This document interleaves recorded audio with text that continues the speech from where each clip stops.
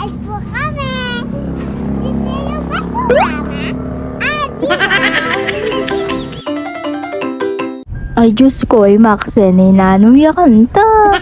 Hello mga kabady! So ayan at mamamalengke tayo for today's video at napaka-traffic na nga dahil umiikot tayo kasi nga ginagawa yung tulay. At nakarating na nga kami dito sa FCC. Ayan at mamamalengke tayo para sa ating tindahan. At nandito na nga kami at kukuha na tayo ng cart. Binaba na nga pala kami ni Daddy dito sa harapan kaya nauna na kami ni Maxi. O diba nagpo-post pa siya.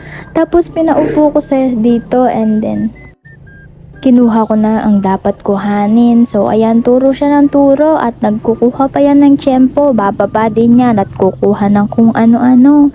Tapos, ayan, at tinawanan ko nga siya dyan. Sabi ko, tignan niya yung cellphone. Di naman niya pala tinitignan. Kumuha nga pala ako ng plastic. Tulad ng kaibigan mo, Charet. At ayan, plastic nga pala at gagawa ako ng yellow.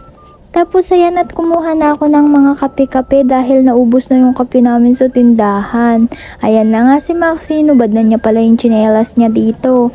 At eto nga pala yung kinuha naming mga kape dahil ubos na yung mga kape, adik sa kape, yung mga bumibili. At yan habang hinihintay nga pala namin si Daddy, nagpaikot-ikot na kami para kuhanin lahat ng kulang sa tindahan namin. O diba ang daming kape? Coffee lover yan, char! At ayan na nga si Maxi, ang likot-likot niya dito at di ko na alam kung anong pinagagawa niya. Hinaagis ko na nga yung mga kape and then ayan, naglibot-libot na ako dito. Tapos ayan, at tumingin-tumingin ako ng mga may promo. At ito na nga pala yung mga na-add to cart namin. O, diba? Tapos nagtingin-tingin nga ako dito. Bibili sana ako nalalagyan na ng kutsara. Kaya lang next time na lang. At ayan na nga ang nangyari kay Maxi. Nagpapabili na ng laruan. Ayan, ganito din ba yung mga anak nyo? Talagang maglalampaso sa saig. Tapos ayan at napatigil na nga niya yung daddy niya kasi sinabi niya bibilin siya ng maraming laruan dun sa labas. Ang hindi niya alam, inuuto ka lang, char.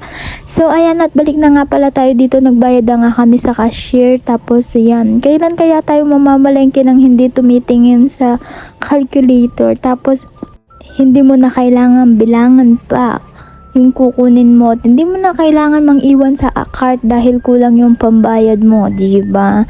Sinong relate? So, ayan. Yung unlimited na lang yung pamamalengke mo. Yung hindi mo na kailangan mag-calculator or magbawas-bawas pa.